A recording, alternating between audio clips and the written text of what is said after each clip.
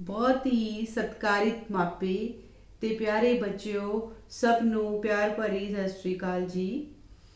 8ਵੀਂ ਜਮਾਤ ਦੇ ਬੱਚਿਓ, ਅੱਜ ਆਪਾਂ ਤੁਹਾਡੀ ਪਾਠ ਪੁਸਤਕ ਵਿੱਚ ਦਰਜ ਪਾਠ ਨੰਬਰ 7 ਰੂਪਨਗਰ ਲੇਖ ਜੋ ਕਿ ਡਾਕਟਰ ਕਰਨੈਲ ਸਿੰਘ ਜੀ ਦੁਆਰਾ ਲਿਖਿਆ ਗਿਆ ਹੈ ਉਸ ਬਾਰੇ ਗੱਲ ਕਰਾਂਗੇ। ਸੋ ਮੈਨੂੰ ਪੂਰੀ ਉਮੀਦ ਹੈ कि सारे बच्चों ने अपनी पाठ पुस्तक कढ़ ली होएगी ते जिन्हां ने नहीं कढ़ी वो जल्दी जल्दी कढ़ लैन। प्यारे बच्चों, इतिहास दे नाल, इतिहासिक घटनावां दे नाल, इतिहासिक वस्तां दे नाल ते पुरातनता दे नाल लबरेज शहर रोपड़ जिथे धार्मिक स्थानां दा गढ़ मन्निया जांदा है, अज असी उस दे इतिहास बारे उस दी पुरातनता बारे पढ़ांगे। आओ बच्चों, लेख पढ़ना शुरू करिए। रूपनगर पंजाब दा एक पुराना शहर है। अमृतसर, जलंधर, पटियाला, फरीदकोट ਜਿਹੇ ਹੋਰ ਕਈ ਸ਼ਹਿਰ ਵੀ ਪੁਰਾਣੇ ਭਾਵ ਦੇਰ ਤੋਂ ਵਸੇ ਹੋਏ ਹਨ। ਹਰ ਪੁਰਾਣੇ ਸ਼ਹਿਰ ਦਾ ਇਤਿਹਾਸ ਹੁੰਦਾ ਹੈ। ਇਸ ਪਾਠ ਵਿੱਚ ਅੱਗੇ ਅਸੀਂ ਵੇਖਾਂਗੇ ਕਿ ਰੂਪਨਗਰ ਦਾ ਵੀ ਆਪਣਾ ਇਤਿਹਾਸ ਹੈ। ਚੰਡੀਗੜ੍ਹ ਅਤੇ ਸਾਹਿਬਜ਼ਾਦਾ ਅਜੀਤ ਸਿੰਘ ਨਗਰ ਨਵੇਂ ਵਸੇ ਸ਼ਹਿਰਾਂ ਦੀਆਂ ਉਦਾਹਰਨਾਂ ਹਨ। ਉਂਝ ਅੱਜ ਕੱਲ੍ਹ ਪੁਰਾਣੇ ਸ਼ਹਿਰਾਂ ਦੇ ਵੀ ਕਈ ਨਵੇਂ ਇਲਾਕੇ ਹੁੰਦੇ ਹਨ। ਇਸ ਕਰਕੇ ਪੁਰਾਣੇ ਸ਼ਹਿਰ ਪੁਰਾਣੇ ਅਤੇ ਨਵੇਂ ਦਾ ਸੁਮੇਲ ਦਿਸਦੇ ਹਨ। ਰੂਪਨਗਰ ਦਾ ਪਹਿਲਾ ਨਾਂ ਰੋਪੜ ਸੀ। 16 ਨਵੰਬਰ 1976 ਈਸਵੀ ਨੂੰ ਇਸ ਸ਼ਹਿਰ ਅਤੇ ਜ਼ਿਲ੍ਹੇ ਦਾ ਨਾਂ ਰੋਪੜ ਤੋਂ ਰੂਪਨਗਰ ਕਰ ਦਿੱਤਾ ਗਿਆ। ਉਸ ਸਮੇਂ ਗਿਆਨੀ ਜੈਲ ਸਿੰਘ ਪੰਜਾਬ ਦੇ ਮੁੱਖ ਮੰਤਰੀ ਸਨ। ਇਹ ਸ਼ਹਿਰ ਸ਼ਿਵਾਲਿਕ ਪਹਾੜੀਆਂ ਦੇ ਪੈਰਾਂ ਵਿੱਚ ਵਸਿਆ ਹੋਇਆ ਹੈ। ਸਤਲੁਜ ਦਰਿਆ ਇਸ ਦੇ ਕੋਲੋਂ ਵਹਿੰਦਾ ਹੈ। ਇਸ ਦਰਿਆ ਵਿੱਚੋਂ ਕੱਢੀ ਗਈ ਸਰਹਿੰਦ ਨਹਿਰ ਵੀ ਇੱਥੋਂ ਹੀ ਵਹਿਣਾ ਆਰੰਭ ਕਰਦੀ ਹੈ। ਬਿਸਤ ਦੁਆਬ ਨਾਂ ਦੀ ਇੱਕ ਹੋਰ ਨਹਿਰ ਦਰਿਆ ਦੇ ਦੂਜੇ ਕਿਨਾਰੇ ਤੋਂ ਕੱਢੀ ਗਈ ਹੈ। ਦੁਆਬੇ ਦੇ ਕੁਝ ਭਾਗਾਂ ਨੂੰ ਇਸ ਦਾ ਪਾਣੀ ਜਾਂਦਾ ਹੈ। ਨੰਗਲ ਭਾਖੜਾ ਡੈਮ ਤੋਂ ਕੱਢੀ ਗਈ ਭਾਖੜਾ ਨਹਿਰ ਵੀ ਰੂਪਨਗਰ ਦੇ ਕੋਲੋਂ ਲੰਘਦੀ ਹੈ। ਰੂਪਨਗਰ ਵਿਖੇ ਸਤਲੁਜ ਦਰਿਆ ਦੇ ਪਾਣੀ ਨੂੰ ਲੋੜ ਅਨੁਸਾਰ ਨਹਿਰਾਂ ਵਿੱਚ ਭੇਜਣ ਲਈ ਹੈਡਵਰਕਸ ਬਣਾਇਆ ਗਿਆ ਹੈ। ਇਸ ਹੈਡਵਰਕਸ ਦੇ ਉੱਪਰਲੇ ਪਾਸੇ ਸਤਲੁਜ ਦਰਿਆ ਇੱਕ ਵੱਡੀ ਝੀਲ ਵਾਂਗ ਦਿਸਦਾ ਹੈ। ਇੱਥੇ ਦਰਿਆ ਦੇ ਸ਼ਹਿਰ ਵੱਲ ਦੇ ਕੰਢੇ ਉੱਤੇ ਸੈਰ ਸਪਾਟੇ ਲਈ ਥਾਂ ਬਣਾ ਦਿੱਤੀ ਗਈ ਹੈ। ਇਸ ਪ੍ਰਕਾਰ ਇਹ ਸ਼ਹਿਰ ਕੁਦਰਤੀ ਦ੍ਰਿਸ਼ਾਂ ਨਾਲ ਭਰਪੂਰ ਹੈ। ਇਸ ਤੋਂ ਜਾਪਦਾ ਹੈ ਕਿ ਇਸ ਸ਼ਹਿਰ ਦਾ ਨਵਾਂ ਨਾਂ ਰੂਪਨਗਰ ਇਸ ਦੀ ਸੁੰਦਰਤਾ ਕਾਰਨ ਬੜਾ ਢੁਕਵਾਂ ਹੈ। ਪਹਿਲੇ ਪੜਾਂਗੇ, ਫਿਰ ਅਸੀਂ ਉਸੇ ਤੇ ਵਿਸ਼ੇ ਤੇ ਚਰਚਾ ਕਰਾਂਗੇ ਤਾਂ ਕਿ ਤੁਹਾਨੂੰ ਲੇਖ ਦੀ ਪੂਰੀ ਤਰ੍ਹਾਂ ਸਮਝ ਆ ਸਕੇ। ਬੇਟਾ, ਸ਼ਿਵਾਲਿਕ ਪਹਾੜੀਆਂ ਦੇ ਪੈਰਾਂ ਵਿੱਚ ਵਸੇ ਸ਼ਹਿਰ ਰੋਪੜ ਦੀ ਅਸੀਂ ਗੱਲ ਕੀਤੀ ਹੈ ਇਸ ਪੈਰੇ ਵਿੱਚ, ਜੋ ਕਿ ਸਤਲੁਜ ਦਰਿਆ ਦੇ ਕੰਢੇ ਤੇ ਵਸਿਆ ਹੋਇਆ ਹੈ। ਰੋਪੜ ਇਸ ਦਾ ਪੁਰਾਣਾ ਨਾਮ ਹੈ। ਰੋਪੜ ਤੋਂ ਬੇਟਾ ਇਸ ਦਾ ਨਾਮ ਰੂਪਨਗਰ 16 ਨਵੰਬਰ 1976 ਨੂੰ ਰੱਖਿਆ ਗਿਆ। ਉਸ ਸਮੇਂ ਪੰਜਾਬ ਦੇ ਮੁੱਖ ਮੰਤਰੀ ਗਿਆਨੀ ਜੈਲ ਸਿੰਘ ਜੀ ਸਨ। ਸਤਲੁਜ ਦਰਿਆ ਦੇ ਕੰਢੇ ਤੇ ਇਹ ਸ਼ਹਿਰ ਵਸਿਆ ਹੋਇਆ ਹੈ। ਸਤਲੁਜ ਦਰਿਆ ਇਸ ਦੇ ਬਿਲਕੁਲ ਕੋਲੋਂ ਦੀ ਹੀ ਵਹਿੰਦਾ ਹੈ। ਬੇਟਾ, ਸਤਲੁਜ ਦਰਿਆ ਦਾ ਜਿਹੜਾ ਪਾਣੀ ਹੈ ਉਸ ਨੂੰ ਨਹਿਰਾਂ ਰਾਹੀਂ ਪਹੁੰਚਾਉਣ ਲਈ ਹੈਡਵਰਕਸ ਬਣਾਇਆ ਗਿਆ ਹੈ। ਹੈਡਵਰਕਸ ਦਾ ਦ੍ਰਿਸ਼ ਬਹੁਤ ਹੀ ਸੁੰਦਰ ਹੈ। ਜੇਕਰ ਅਸੀਂ ਹੈਡਵਰਕਸ ਤੋਂ ਸਤਲੁਜ ਦਰਿਆ ਦੇਖਦੇ ਹਾਂ ਤਾਂ ਇੱਕ ਵੱਡੀ ਝੀਲ ਵਾਂਗ ਨਜ਼ਰ ਆਉਂਦਾ ਹੈ, ਜੋ ਕਿ ਕੁਦਰਤੀ ਤੇ ਸੋਹਣਾ ਦ੍ਰਿਸ਼ ਹੈ। ਇਸੇ ਕਰਕੇ ਹੀ ਇਸ ਦੀ ਸੁੰਦਰਤਾ ਕਰਕੇ ਹੀ ਇਸ ਸ਼ਹਿਰ ਦਾ ਨਾਮ ਰੂਪਨਗਰ ਰੱਖਿਆ ਗਿਆ। ਅਜੋਕੇ ਪੰਜਾਬ ਦੇ 22 ਜ਼ਿਲ੍ਹੇ ਹਨ। ਇਹਨਾਂ ਵਿੱਚੋਂ ਇੱਕ ਜ਼ਿਲ੍ਹਾ ਰੂਪਨਗਰ ਹੈ। ਇਸ ਪਾਠ ਵਿੱਚ ਅਸੀਂ ਰੂਪਨਗਰ ਸ਼ਹਿਰ ਦੀ ਹੀ ਗੱਲ ਕਰਾਂਗੇ। ਇਹ ਸ਼ਹਿਰ ਆਬਾਦੀ ਪੱਖੋਂ ਵੱਡਾ ਨਹੀਂ ਹੈ। ਇਸ ਦੀ ਮਹੱਤਤਾ ਨੂੰ ਵੇਖਦਿਆਂ ਬੇਸ਼ੱਕ ਇਹ ਵੱਡਾ ਅਖਵਾਉਣ ਦਾ ਅਧਿਕਾਰੀ ਹੈ। ਪਹਿਲਾਂ ਇਸ ਸ਼ਹਿਰ ਦੀ ਪੁਰਾਤਨਤਾ ਨੂੰ ਹੀ ਵੇਖੋ। ਇੱਥੇ ਖੁਦਾਈ ਕਰਨ ਤੇ ਹੜੱਪਾ ਅਤੇ ਮੋਹਿੰਜੋਦੜੋ ਸੱਭਿਅਤਾ ਨਾਲ ਸੰਬੰਧਿਤ ਸਿੱਕੇ, ਬਰਤਨ ਅਤੇ ਮੂਰਤੀਆਂ ਪ੍ਰਾਪਤ ਹੋਈਆਂ। ਵਰਤਮਾਨ ਪੰਜਾਬ ਵਿੱਚ ਸੰਘੋਲ, ਜਿਸਨੂੰ ਉੱਚਾ ਪਿੰਡ ਵੀ ਕਹਿੰਦੇ ਹਨ, ਅਤੇ ਰੂਪਨਗਰ ਦੋ ਹੀ ਸਥਾਨ ਹਨ ਜਿੱਥੇ ਖੁਦਾਈ ਕਰਨ ਨਾਲ ਪੁਰਾਣੀ ਸੱਭਿਅਤਾ ਦੇ ਚਿੰਨ੍ਹ ਮਿਲੇ ਹਨ। ਉਂਝ ਇਸ ਸ਼ਹਿਰ ਨੂੰ ਰਾਜਾ ਰੋਕੇਸ਼ਵਰ ਨੇ 11ਵੀਂ ਸਦੀ ਵਿੱਚ ਵਸਾਇਆ ਦੱਸਿਆ ਜਾਂਦਾ ਹੈ। ਉਸ ਨੇ ਇਸ ਦਾ ਨਾਂ ਆਪਣੇ ਪੁੱਤਰ ਰੂਪ ਸੇਨ ਦੇ ਨਾਂ ਤੇ ਰੱਖਿਆ। ਸਿੱਖਾਂ ਦੇ 6ਵੇਂ ਗੁਰੂ ਜੀ ਤੋਂ ਲੈ ਕੇ 10ਵੇਂ ਗੁਰੂ ਜੀ ਤੱਕ ਕੀਰਤਪੁਰ ਸਾਹਿਬ ਅਤੇ ਅਨੰਦਪੁਰ ਸਾਹਿਬ ਸਿੱਖੀ ਦੇ ਕੇਂਦਰ ਰਹੇ ਹਨ। 10ਵੇਂ ਗੁਰੂ ਗੋਬਿੰਦ ਸਿੰਘ ਜੀ ਦੀ ਚਰਨ ਛੂਹ ਵਿਸ਼ੇਸ਼ ਤੌਰ ਤੇ ਇਸ ਧਰਤੀ ਨੂੰ ਪ੍ਰਾਪਤ ਹੈ। ਅਨੰਦਪੁਰ ਸਾਹਿਬ ਦਾ ਕਿਲ੍ਹਾ ਛੱਡਣ ਉਪਰੰਤ ਗੁਰੂ ਜੀ ਨੇ ਰੂਪਨਗਰ ਤੋਂ 2 ਕਿਲੋਮੀਟਰ ਤੇ ਪੈਂਦੇ ਪਿੰਡ ਕੋਟਲਾ ਨਿਹੰਗ ਦੇ ਪੱਠੇ ਤੇ ਵਿਸ਼ਰਾਮ ਕੀਤਾ ਸੀ। ਇਸੇ ਯਾਦ ਵਿੱਚ ਇੱਥੇ ਭੱਠਾ ਸਾਹਿਬ ਨਾਂ ਦਾ ਗੁਰਦੁਆਰਾ ਸਾਹਿਬ ਹੈ। ਹੁਣ ਇਸ ਸਥਾਨ ਅਤੇ ਰੂਪਨਗਰ ਸ਼ਹਿਰ ਦੇ ਵਿਚਕਾਰ ਕੋਈ ਫਾਸਲਾ ਨਹੀਂ ਰਹਿ ਗਿਆ। ਇਹ ਇਤਿਹਾਸਿਕ ਸਥਾਨ ਰੂਪਨਗਰ ਦਾ ਹੀ ਭਾਗ ਹੈ। ਜਿਵੇਂ ਕਿ ਅਸੀਂ ਪੜ੍ਹਿਆ ਹੈ ਕਿ ਅਜੋਕੇ ਪੰਜਾਬ ਦੇ 22 ਜ਼ਿਲ੍ਹੇ ਹਨ, ਜਿਨ੍ਹਾਂ ਵਿੱਚੋਂ ਰੂਪਨਗਰ ਇੱਕ ਜ਼ਿਲ੍ਹਾ ਹੈ। ਜੇਕਰ ਅਸੀਂ ਇਸ ਦੀ ਪੁਰਾਤਨਤਾ ਦੀ ਗੱਲ ਕਰੀਏ ਤਾਂ ਇੱਥੋਂ ਹੜੱਪਾ ਅਤੇ ਮੋਹਨਜੋਦੜੋ ਸੱਭਿਅਤਾ ਨਾਲ ਸੰਬੰਧਿਤ ਸਿੱਕੇ, ਬਰਤਨ ਤੇ ਮੂਰਤੀਆਂ ਪ੍ਰਾਪਤ ਹੋਈਆਂ। ਬੇਟਾ, ਇਸ ਸੱਭਿਅਤਾ ਬਾਰੇ ਤੁਸੀਂ ਸਮਾਜਿਕ ਵਿਗਿਆਨ ਵਿੱਚ ਜ਼ਰੂਰ ਪੜ੍ਹਿਆ ਹੋਵੇਗਾ। 4000 ਸਾਲ ਪਹਿਲਾਂ ਇਹ ਸੱਭਿਅਤਾ ਵਿਕਸਿਤ ਹੋਈ ਅਤੇ ਖੁਦਾਈ ਸਮੇਂ ਪੰਜਾਬ ਦੇ ਦੋ ਹੀ ਸ਼ਹਿਰ ਹਨ ਜਿੱਥੋਂ ਇਸ ਸੱਭਿਅਤਾ ਦੇ ਚਿੰਨ੍ਹ ਮਿਲੇ ਹਨ, ਰੂਪਨਗਰ ਅਤੇ ਸੰਘੋਲ। ਰੂਪਨਗਰ ਤੋਂ ਜਦੋਂ ਬਰਤਨ, ਸਿੱਕੇ ਤੇ ਮੂਰਤੀਆਂ ਪ੍ਰਾਪਤ ਹੋਈਆਂ ਤਾਂ ਉਹ ਇਹ ਗੱਲ ਸਿੱਧ ਕਰਦੀਆਂ ਹਨ ਕਿ ਇੱਥੇ ਇੱਕ ਚੰਗੀ ਸੱਭਿਅਤਾ ਦਾ ਵਾਸਾ ਸੀ। ਇੱਥੇ ਇੱਕ ਹੱਸਦੀ ਵਸਦੀ ਸੱਭਿਅਤਾ ਵਿਕਸਿਤ ਸੀ।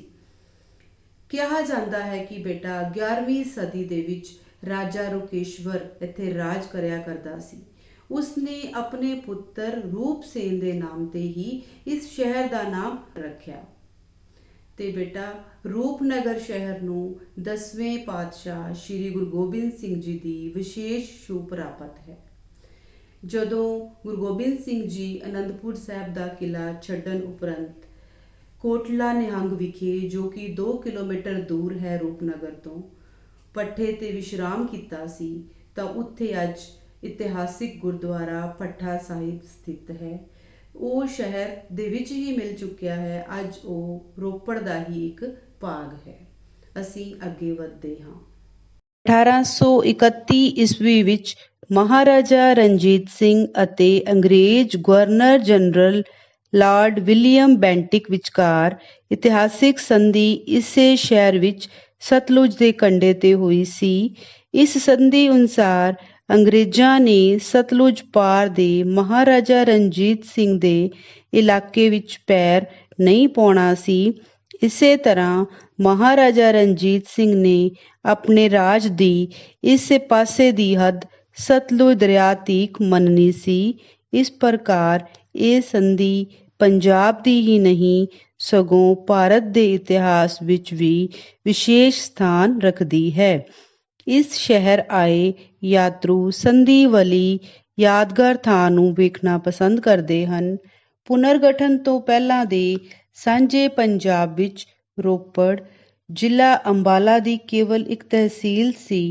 ਫਿਰ ਪੁਨਰਗਠਨ ਪਿੱਛੋਂ ਅੰਬਾਲਾ ਹਰਿਆਣੇ ਦਾ ਭਾਗ ਬਣ ਗਿਆ।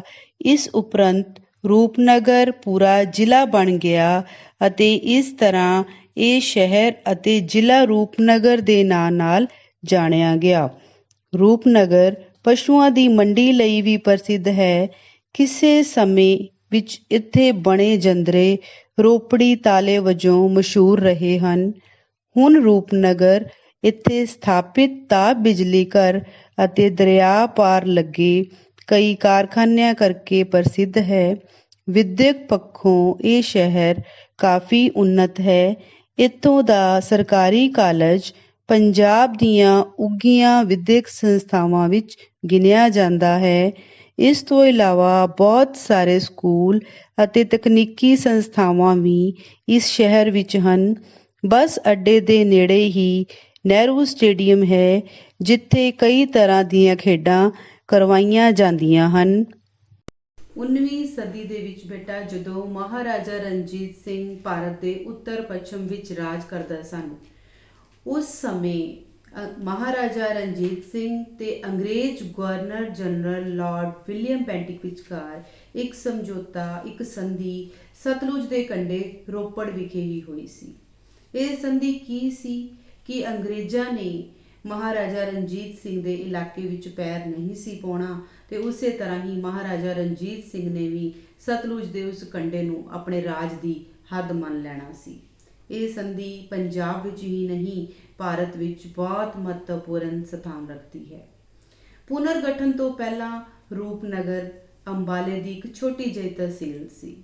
ਪੁਨਰ ਗਠਨ ਤੋਂ ਬਾਅਦ ਜਦੋਂ 1 ਨਵੰਬਰ 1966 ਨੂੰ ਪੰਜਾਬੀ ਸੂਬਾ ਹੋਂਦ ਵਿੱਚ ਆਇਆ, ਉਸ ਸਮੇਂ ਅੰਬਾਲਾ ਹਰਿਆਣੇ ਦਾ ਭਾਗ ਬਣ ਗਿਆ। ਅੰਬਾਲੇ ਨੂੰ ਹਰਿਆਣੇ ਨਾਲ ਰਲਾ ਦਿੱਤਾ ਗਿਆ ਅਤੇ ਰੂਪਨਗਰ ਇੱਕ ਜ਼ਿਲ੍ਹਾ ਬਣ ਕੇ ਹੋਂਦ ਵਿੱਚ ਆਇਆ। ਹੁਣ ਅਸੀਂ ਗੱਲ ਕਰਾਂਗੇ ਰੋਪੜੀਏ ਤਾਲੇ ਦੀ। ਰੋਪੜ ਦੇ ਤਾਲੇ ਬੜੇ ਮਸ਼ਹੂਰ ਮੰਨੇ ਜਾਂਦੇ ਹਨ। ਕਿਉਂ? ਕਿਉਂਕਿ ਰੋਪੜ ਦੇ ਤਾਲੇ ਦੀ 4 ਚਾਬੀਆਂ ਹੁੰਦੀਆਂ ਹਨ।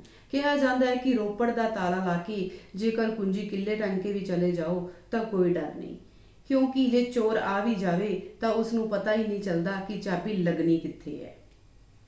ਜੇ ਪਤਾ ਲੱਗ ਵੀ ਜਾਵੇ ਤਾਂ ਉਹ ਜੰਦਰਾ ਕਦੇ ਖੁੱਲੇਗਾ ਨਹੀਂ। ਇਸ ਜੰਦਰੇ ਨੂੰ ਖੋਲ੍ਹਣਾ ਵੀ ਬਹੁਤ ਔਖਾ ਹੈ ਤੇ ਤੋੜਨਾ ਵੀ ਬਹੁਤ ਔਖਾ ਹੈ। ਇਸ ਜੰਦਰੇ ਤੇ ਇਹ ਵੀ ਇਲਜ਼ਾਮ ਲਗਾਇਆ ਜਾਂਦਾ ਹੈ ਕਿ ਇਸ ਜੰਦਰੇ ਕਾਰਨ ਹੀ ਚੋਰਾਂ ਨੂੰ ਸੰਨ ਲਾਉਣ ਦਾ ਵੱਲ ਆਇਆ, ਕਿਉਂਕਿ ਜਿੰਨਾ ਸਮਾਂ ਉਹਨਾਂ ਨੂੰ ਜੰਦਰਾ ਖੋਲ੍ਹਣ ਤੇ ਤੋੜਨ ਵਿੱਚ ਲੱਗ ਜਾਣਾ ਹੈ, ਉਸ ਤੋਂ ਬਿਹਤਰ ਹੈ ਕਿ ਉਹ ਸੰਨ ਲਾ ਕੇ ਚੋਰੀ ਕਰ ਲੈਣ।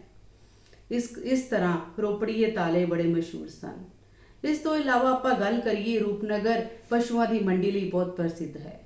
ਇੱਥੋਂ ਦਾ ਸਰਕਾਰੀ ਕਾਲਜ ਉੱਘੀਆਂ ਵਿਦਿਅਕ ਸੰਸਥਾਵਾਂ ਵਿੱਚੋਂ ਵੀ ਇੱਕ ਗਿਣਿਆ ਜਾਂਦਾ ਹੈ।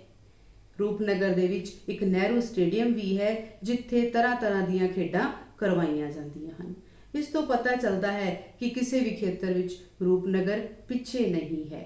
ਹੁਣ ਅਸੀਂ ਅੱਗੇ ਵਧਾਂਗੇ। ਚੰਡੀਗੜ੍ਹ ਤੋਂ ਜਲੰਧਰ ਜਾਣਾ ਹੋਵੇ ਜਾਂ ਹੁਸ਼ਿਆਰਪੁਰ, ਪਠਾਨਕੋਟ ਅਤੇ ਡਲਹੌਜ਼ੀ ਤਾਂ ਇਸ ਸ਼ਹਿਰ ਵਿੱਚੋਂ ਲੰਘਿਆ ਜਾਂਦਾ ਹੈ। ਇੰਨਾ ਹੀ ਨਹੀਂ, ਸੈਰ ਸਪਾਟਾ ਕਰਨ ਵਾਲਿਆਂ ਦੀ ਖਾਸ ਪਸੰਦ ਕੁੱਲੂ ਅਤੇ ਮਨਾਲੀ ਜਾਣ ਲਈ ਵੀ ਰੂਪਨਗਰ ਵਿੱਚੋਂ ਜਾਇਆ ਜਾਂਦਾ ਹੈ। ਸੰਸਾਰ ਪ੍ਰਸਿੱਧ ਭਾਖੜਾ ਡੈਮ ਅਤੇ ਉੱਘੇ ਸਿੱਖ ਧਾਮ ਕੀਰਤਪੁਰ ਸਾਹਿਬ ਅਤੇ ਅਨੰਦਪੁਰ ਸਾਹਿਬ ਲਈ ਵੀ ਸੜਕ ਅਤੇ ਰੇਲ ਮਾਰਗ ਰੂਪਨਗਰ ਤੋਂ ਹੋ ਕੇ ਜਾਂਦਾ ਹੈ। ਵਿਸਾਖੀ ਅਤੇ ਹੋਲਾ ਮਹੱਲਾ ਦੇ ਜੋੜ ਮੇਲੇ ਸਮੇਂ ਰੂਪਨਗਰ ਵਿੱਚੋਂ ਹੋ ਕੇ ਲੰਘਦੀਆਂ ਗੱਡੀਆਂ, ਮੋਟਰਾਂ ਅਤੇ ਹੋਰ ਵਾਹਨਾਂ ਨਾਲ ਭਰ ਜਾਂਦੀਆਂ ਹਨ। ਨੈਣਾ ਦੇਵੀ ਜਾਣ ਵਾਲੇ ਸ਼ਰਧਾਲੂਆਂ ਦੀਆਂ ਵਹੀਰਾਂ ਵੀ ਰੂਪਨਗਰ ਦੀ ਰੌਣਕ ਵਧਾਉਂਦੀਆਂ ਹਨ। ਤਦੇ ਤਾਂ ਆਖੀਦਾ ਹੈ ਕਿ ਰੂਪਨਗਰ ਆਵਾਜਾਈ ਦਾ ਵੱਡਾ ਕੇਂਦਰ ਬਿੰਦੂ ਹੈ। ਦੇਵਤਿਆਂ ਦੀ ਭੂਮੀ ਕਹਾਉਂਦੇ ਹਿਮਾਚਲ ਪ੍ਰਦੇਸ਼ ਨੂੰ ਇੱਕ ਵੱਡਾ ਰਾਹ ਰੂਪਨਗਰ ਚੋਂ ਲੰਘ ਕੇ ਜਾਂਦਾ ਹੈ। ਮੋਰਿੰਡਾ, ਚਮਕੌਰ ਸਾਹਿਬ, ਮਾਛੀਵਾੜਾ ਆਦਿ ਕਈ ਇਤਿਹਾਸਿਕ ਸਥਾਨ ਰੂਪਨਗਰ ਤੋਂ ਥੋੜ੍ਹੇ ਫਾਸਲੇ ਤੇ ਹਨ।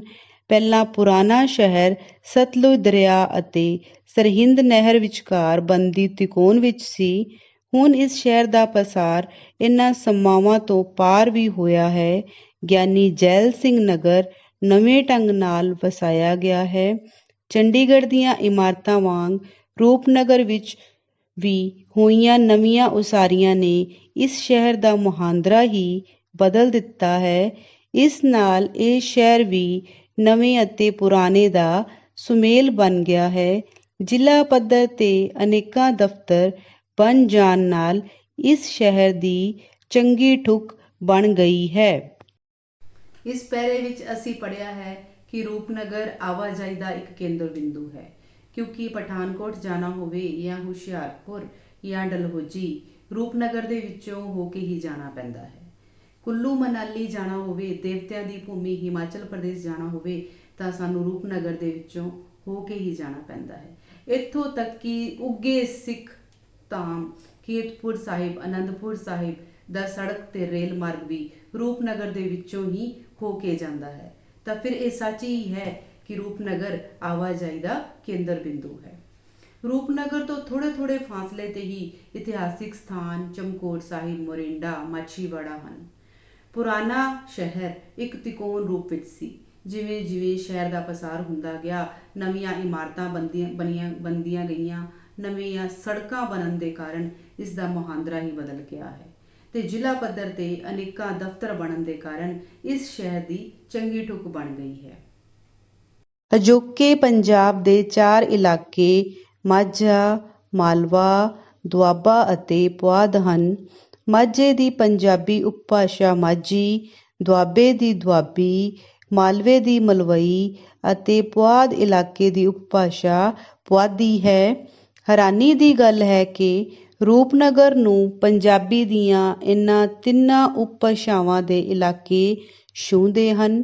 ਚੰਡੀਗੜ੍ਹ ਤੋਂ ਰੂਪਨਗਰ ਜਾਈਏ ਤਾਂ ਪੁਆਧ ਦਾ ਇਲਾਕਾ ਆਉਂਦਾ ਹੈ। ਸਤਲੁਜ ਦਰਿਆ ਪਾਰ ਕਰਦਿਆਂ ਹੀ ਸਤਲੁਜ ਅਤੇ ਬਿਆਸ ਦੇ ਵਿਚਕਾਰ ਦਾ ਇਲਾਕਾ ਦੁਆਬਾ ਆਉਂਦਾ ਹੈ। ਦੁਆਬਾ ਸ਼ਬਦ ਦਾ ਅਰਥ ਹੈ ਦੋ ਆਬਾਂ ਭਾਵ ਦੋ ਦਰਿਆਵਾਂ ਦੇ ਵਿਚਾਲੇ ਪੈਂਦੀ ਧਰਤੀ। ਰੋਪੜ ਦੇ ਦੱਖਣ ਵੱਲ ਮਾਲਵਾ ਹੈ। ਇਸ ਪ੍ਰਕਾਰ ਰੂਪਨਗਰ ਪੰਜਾਬੀ ਦੀਆਂ 3 ਭਾਸ਼ਾਵਾਂ ਦਾ ਸੰਗਮ ਹੈ। ਪੰਜਾਬ ਦੀ ਰਾਜਧਾਨੀ ਚੰਡੀਗੜ੍ਹ ਇੱਥੋਂ ਸਿਰਫ 42 ਕਿਲੋਮੀਟਰ ਦੂਰ ਹੈ। ਚੰਡੀਗੜ੍ਹ ਤੋਂ ਰੂਪਨਗਰ ਜਾਣਾ ਹੋਵੇ ਤਾਂ ਪਹਿਲਾਂ ਪੁਰਾਣੇ ਅੱਡੇ ਉਤਰਨਾ ਪੈਂਦਾ ਹੈ, ਫਿਰ ਸਰਹਿੰਦ ਨਹਿਰ ਤੇ ਬਣੇ ਪੁਲ ਨੂੰ ਪਾਰ ਕਰਕੇ ਪੁਰਾਣੇ ਸ਼ਹਿਰ ਵਿੱਚ ਜਾਇਆ ਜਾਂਦਾ ਹੈ। ਅੱਗੋਂ ਸੱਜੇ ਮੁੜਿਆ ਜਾਵੇ ਤਾਂ ਗਿਆਨੀ ਜੈਲ ਸਿੰਘ ਨਗਰ ਪਹੁੰਚ ਜਾਈਦਾ ਹੈ। ਖੱਬੇ ਪਾਸੇ ਦੀ ਸੜਕ ਸਿਵਲ ਹਸਪਤਾਲ ਤੇ ਬੇਲਾ ਰੋਡ ਉੱਤੇ ਸਰਕਾਰੀ ਸੈਕੰਡਰੀ ਸਕੂਲ ਤੱਕ ਜਾਂਦੀ ਹੈ। ਪੁਲ ਤੋਂ ਸ਼ਹਿਰ ਦੇ ਅੰਦਰ ਨੂੰ ਜਾਂਦੀ ਸਿੱਧੀ ਸੜਕ ਮੁੱਖ ਬਾਜ਼ਾਰ ਵਿੱਚੋਂ ਹੁੰਦੀ ਹੋਈ ਸਰਕਾਰੀ ਕਾਲਜ ਤੱਕ ਚਲੀ ਜਾਂਦੀ ਹੈ। ਸ਼ਹਿਰ ਦਾ ਅੰਦਰਲਾ ਭਾਗ ਪੰਜਾਬ ਦੇ ਸਾਰੇ ਪੁਰਾਣੇ ਸ਼ਹਿਰਾਂ ਜਿਹਾ ਹੀ ਹੈ। ਭੀੜੀਆਂ ਗਲੀਆਂ, ਭੀੜੇ ਬਾਜ਼ਾਰ ਤੇ ਭੀੜ ਵਿੱਚ ਸੰਭਲ ਲੰਘਦੇ ਲੋਕ। ਚੰਡੀਗੜ੍ਹ ਵਿੱਚ ਫਾਸਲੇ ਬਹੁਤ ਹਨ। ਕੋਈ ਵੀ ਪੈਦਲ ਤੁਰ ਕੇ ਚੰਡੀਗੜ੍ਹ ਨਹੀਂ ਵੇਖ ਸਕਦਾ। ਰੂਪਨਗਰ ਵਿੱਚ ਚਾਹੇ ਤੁਸੀਂ ਪੈਦਲ ਘੁੰਮੋ, ਚਾਹੇ ਸਾਈਕਲ ਉੱਤੇ ਜਾਂ ਸਾਈਕਲ ਰਿਕਸ਼ਾ ਉੱਤੇ, ਕੁਝ ਵੀ ਦੂਰ ਨਹੀਂ ਲੱਗਦਾ। ਰੂਪਨਗਰ ਬਾਰੇ ਬਹੁਤ ਕੁਝ ਦੱਸਣ ਨੂੰ ਹੈ, ਪਰ ਇਸ ਪਾਠ ਵਿੱਚ ਸੰਖੇਪ ਨਾਲ ਦੱਸਿਆ ਨਹੀਂ ਜਾ ਸਕਦਾ। ਪ੍ਰਸਿੱਧ ਸਾਹਿਤਕਾਰ ਪ੍ਰੋਫੈਸਰ ਬ੍ਰਿਜ ਲਾਲ ਸ਼ਾਸਤਰੀ ਆਪਣੀ ਉਮਰ ਦੇ ਅੰਤਲੇ ਵਰ੍ਹੇ ਰੂਪਨਗਰ ਹੀ ਰਹੇ। ਉੱਘੇ ਵਿਦਵਾਨ ਪ੍ਰੋਫੈਸਰ ਅਤਰ ਸਿੰਘ ਵੀ ਕਦੇ ਇਸ ਸ਼ਹਿਰ ਵਿੱਚ ਰਹੇ ਹਨ। ਇਸੇ ਤਰ੍ਹਾਂ ਵਿਅੰਗਕਾਰ ਭੂਸ਼ਣ ਧਿਆਨਪੁਰੀ ਇਸ ਸ਼ਹਿਰ ਦੇ ਵਸਨੀਕ ਰਹੇ। ਇਹ ਬੜਾ ਪਿਆਰਾ ਸ਼ਹਿਰ ਹੈ। ਸ਼ਿਵਾਲਿਕ ਦੀਆਂ ਪਹਾੜੀਆਂ ਦੇ ਪੈਰਾਂ ਵਿੱਚ ਵਸੇ ਇਸ ਸ਼ਹਿਰ ਦੀਆਂ ਸਿਫਤਾਂ ਉਹੀ ਜਾਣਨ ਜਿਹੜੇ ਇਸ ਨੂੰ ਕਦੇ ਵੇਖਣ। ਪਿਆਰੇ ਬੱਚਿਓ, ਜਿਵੇਂ ਕਿ ਆਪਾਂ ਨੂੰ ਪਤਾ ਹੈ ਕਿ ਹਰ ਰਾਜ ਦੀ ਆਪਣੀ ਇੱਕ ਰਾਜ ਭਾਸ਼ਾ ਹੁੰਦੀ ਹੈ। ਜਿਸ ਤਰ੍ਹਾਂ ਰਾਜਸਥਾਨ ਦੀ ਰਾਜਸਥਾਨੀ, ਗੁਜਰਾਤ ਦੀ ਗੁਜਰਾਤੀ ਤੇ ਪੰਜਾਬ ਦੀ ਪੰਜਾਬੀ। ਤੇ ਉਸੇ ਰਾਜ ਦੇ ਵਿੱਚ ਜਿਹੜੀ ਬੇਟਾ ਵਿਸ਼ੇਸ਼ ਖੇਤਰ ਵਿੱਚ ਬੋਲੀ ਜਾਂਦੀ ਹੈ ਉਸ ਨੂੰ ਅਸੀਂ ਉਪਭਾਸ਼ਾ ਕਹਿੰਦੇ ਹਾਂ। ਜਿਸ ਤਰ੍ਹਾਂ ਅਜੋਕੇ ਪੰਜਾਬ ਦੀਆਂ 4 ਉਪਭਾਸ਼ਾਵਾਂ ਨੇ ਮਾਝੀ, ਮਲਵਈ, ਦੁਆਬੀ ਅਤੇ ਪੁਆਧੀ। ਰੋਪੜ ਜ਼ਿਲ੍ਹਾ, ਰੂਪਨਗਰ ਜ਼ਿਲ੍ਹਾ ਜਿਹੜਾ ਹੈ ਉੱਥੇ ਪੁਆਧੀ ਉਪਭਾਸ਼ਾ ਬੋਲੀ ਜਾਂਦੀ ਹੈ। ਪਰ ਇਹ ਕਿਹਾ ਜਾਂਦਾ ਹੈ ਕਿ ਰੂਪਨਗਰ 3 ਭਾਸ਼ਾਵਾਂ ਦਾ ਸੰਗਮ ਹੈ। ਉਹ ਕਿਵੇਂ ਬੇਟਾ? ਜੇਕਰ ਅਸੀਂ ਚੰਡੀਗੜ੍ਹ ਜੋ ਕਿ ਪੰਜਾਬ ਦੀ ਰਾਜਧਾਨੀ ਹੈ, ਰੂਪਨਗਰ ਤੋਂ 42 ਕਿਲੋਮੀਟਰ ਦੂਰ ਹੈ, ਚੰਡੀਗੜ੍ਹ ਤੋਂ ਅਸੀਂ ਰੂਪਨਗਰ ਆਈਏ ਤਾਂ ਪੁਆਧ ਦਾ ਇਲਾਕਾ ਆਉਂਦਾ ਹੈ। ਸਤਲੁਜ ਪਾਰ ਕਰਦਿਆਂ ਹੀ ਸਤਲੁਜ ਅਤੇ ਬਿਆਸ ਦੇ ਵਿਚਕਾਰਲਾ ਦੁਆਬੇ ਦਾ ਇਲਾਕਾ ਆਉਂਦਾ ਹੈ। ਜੇਕਰ ਅਸੀਂ ਰੂਪਨਗਰ ਦੇ ਦੱਖਣ ਵੱਲ ਜਾਈਏ ਤਾਂ ਮਾਲਵਾ ਇਲਾਕਾ ਆਉਂਦਾ ਹੈ। ਇਸ ਤੋਂ ਸਿੱਧ ਹੁੰਦਾ ਹੈ ਕਿ ਰੂਪਨਗਰ ਦੀ ਭਾਸ਼ਾ 3 ਉਪਭਾਸ਼ਾਵਾਂ ਦਾ ਸੁਮੇਲ ਹੈ।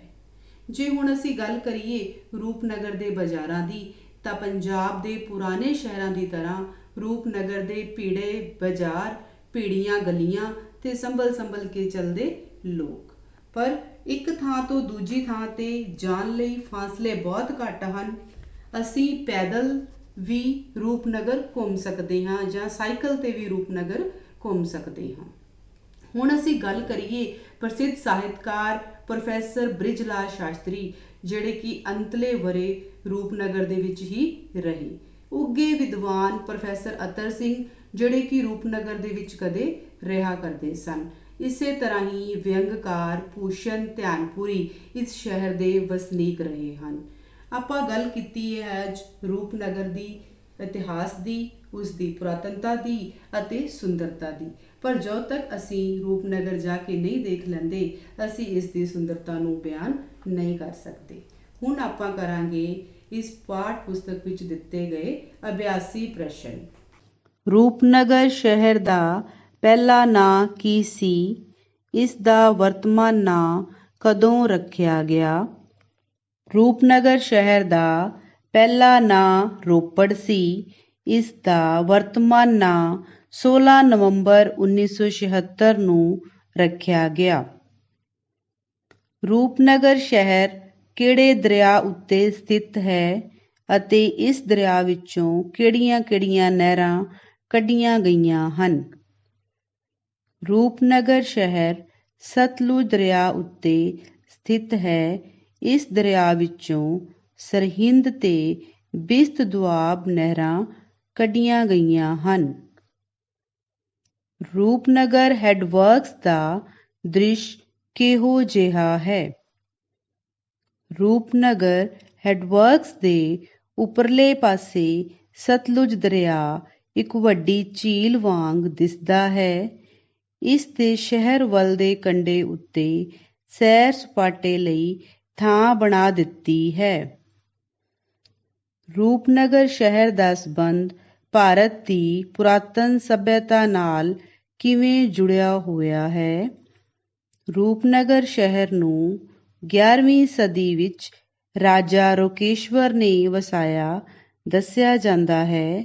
ਇੱਥੇ ਖੁਦਾਈ ਕਰਨ ਤੇ ਹੜੱਪਾ ਅਤੇ ਮੋਹਿੰਜੋਦੜੋ ਸੱਭਿਅਤਾ ਨਾਲ ਸੰਬੰਧਿਤ ਸਿੱਕੇ, ਬਰਤਨ ਅਤੇ ਮੂਰਤੀਆਂ ਪ੍ਰਾਪਤ ਹੋਈਆਂ ਹਨ। ਅੰਗਰੇਜ਼ਾਂ ਦੀ ਮਹਾਰਾਜਾ ਰਣਜੀਤ ਸਿੰਘ ਨਾਲ ਹੋਈ ਸੰਧੀ ਦਾ ਵਰਣਨ ਕਰੋ। 1831 ਈਸਵੀ ਵਿੱਚ ਮਹਾਰਾਜਾ ਰਣਜੀਤ ਸਿੰਘ ਅਤੇ ਅੰਗਰੇਜ਼ governor general Lord William Bentinck ਵਿਚਕਾਰ ਸਤਲੁਜ ਦੇ ਕੰਢੇ ਇੱਕ ਸੰਧੀ ਹੋਈ ਸੀ। ਇਸ ਅਨੁਸਾਰ ਅੰਗਰੇਜ਼ਾਂ ਨੇ ਸਤਲੁਜ ਪਾਰ ਦੇ ਮਹਾਰਾਜਾ ਰਣਜੀਤ ਸਿੰਘ ਦੇ ਇਲਾਕੇ ਵਿੱਚ ਪੈਰ ਨਹੀਂ ਪਾਉਣਾ ਸੀ ਅਤੇ ਮਹਾਰਾਜਾ ਰਣਜੀਤ ਸਿੰਘ ਨੇ ਆਪਣੇ ਰਾਜ ਦੀ ਇਸ ਪਾਸੇ ਦੀ ਹੱਦ ਸਤਲੁਜ ਦਰਿਆ ਤੱਕ ਮੰਨਣੀ ਸੀ। ਰੂਪਨਗਰ ਸ਼ਹਿਰ ਸੜਕੀ ਅਤੇ ਰੇਲ ਮਾਰਗਾਂ ਰਾਹੀਂ ਕਿਹੜੀਆਂ-ਕਿਹੜੀਆਂ ਥਾਵਾਂ ਨਾਲ ਜੁੜਿਆ ਹੋਇਆ ਹੈ? ਚੰਡੀਗੜ੍ਹ ਤੋਂ ਜਲੰਧਰ, ਹੁਸ਼ਿਆਰਪੁਰ, ਪਠਾਨਕੋਟ, ਡਲਹੌਜ਼ੀ ਜਾਣ ਲਈ ਇੱਥੋਂ ਲੰਘਿਆ ਜਾਂਦਾ ਹੈ। ਭਾਖੜਾ ਡੈਮ, ਕੁੱਲੂ ਮਨਾਲੀ, ਕੀਰਤਪੁਰ ਅਤੇ ਅਨੰਦਪੁਰ ਸਾਹਿਬ ਜਾਣ ਲਈ ਵੀ ਸੜਕ ਅਤੇ ਰੇਲ ਮਾਰਗ ਰੂਪਨਗਰ ਤੋਂ ਹੋ ਕੇ ਹੀ ਜਾਂਦਾ ਹੈ।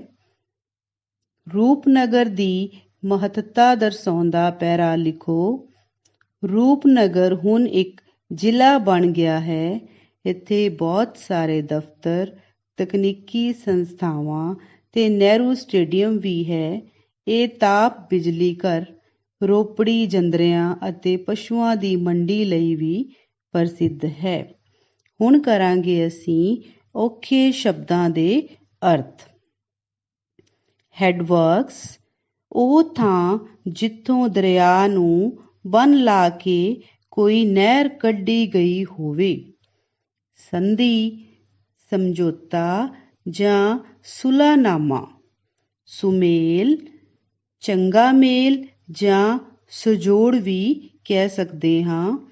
ਭੂਮੀ, ਧਰਤੀ, ਜ਼ਮੀਨ। ਸਿਫਤਾਂ, ਗੁਣ, ਵਡਿਆਈ, ਉਸਤਤ, ਸ਼ਲਾਘਾ ਵਾਹਨ ਸਵਾਰੀ ਕਰਨ ਲਈ ਕੋਈ ਗੱਡੀ। ਅੱਗੇ ਅਗਲਾ ਪ੍ਰਸ਼ਨ ਵਾਕਾਂ ਵਿੱਚ ਵਰਤੋ। ਜੋੜ ਮੇਲਾ ਧਾਰਮਿਕ ਸਥਾਨ ਤੇ ਲੋਕਾਂ ਦਾ ਇਕੱਠ। ਵਿਸਾਖੀ ਅਤੇ ਹੋਲਾ ਮਹੱਲਾ ਦੇ ਜੋੜ ਮੇਲੇ ਤੇ ਲੋਕ ਬੜੇ ਉਤਸ਼ਾਹ ਨਾਲ ਜਾਂਦੇ ਹਨ। ਮੁਹਾਂਦਰਾ ਰੂਪ-ਰੇਖਾ ਨਵੀਆਂ ਉਸਾਰੀਆਂ ਕਾਰਨ ਰੂਪਨਗਰ ਸ਼ਹਿਰ ਦਾ ਮੁਹਾਂਦਰਾ ਹੀ ਬਦਲ ਗਿਆ ਹੈ। ਠੁੱਕ ਬਣਨੀ ਟੌਰ ਬਣਨੀ ਜ਼ਿਲ੍ਹਾ ਪੱਧਰ ਤੇ ਅਨੇਕਾਂ ਦਫ਼ਤਰ ਬਣ ਜਾਣ ਕਰਕੇ ਇਸ ਸ਼ਹਿਰ ਦੀ ਚੰਗੀ ਠੁੱਕ ਬਣ ਗਈ ਹੈ। ਸੈਰ ਸਪਾਟਾ ਘੁੰਮਣਾ ਫਿਰਨਾ ਨੈਨੀਤਾਲ ਸੈਰ ਸਪਾਟਾ ਕਰਨ ਵਾਲਿਆਂ ਦੀ ਪਸੰਦ ਦੀ ਥਾਂ ਹੈ। ਫਾਸਲਾ ਰੂਪਨਗਰ ਤੋਂ ਥੋੜ੍ਹੇ ਥੋੜ੍ਹੇ ਫਾਸਲੇ ਤੇ ਇਤਿਹਾਸਿਕ ਸਥਾਨ ਹਨ। ਅੱਜ ਆਪਾਂ ਬਹੁਤ ਹੀ ਸੁੰਦਰ ਲੇਖ ਰੂਪਨਗਰ ਦੀ ਜਾਣਕਾਰੀ ਸਾਂਝੀ ਕੀਤੀ। ਉਮੀਦ ਹੈ ਕਿ ਤੁਹਾਨੂੰ ਇਹ ਲੇਖ ਸਮਝ ਆ ਗਿਆ ਹੋਵੇਗਾ ਅਤੇ ਤੁਸੀਂ ਖੂਬ ਆਨੰਦ ਮਾਣਿਆ ਹੋਵੇਗਾ। ਆਪ ਸਭ ਦਾ ਬਹੁਤ ਬਹੁਤ ਧੰਨਵਾਦ।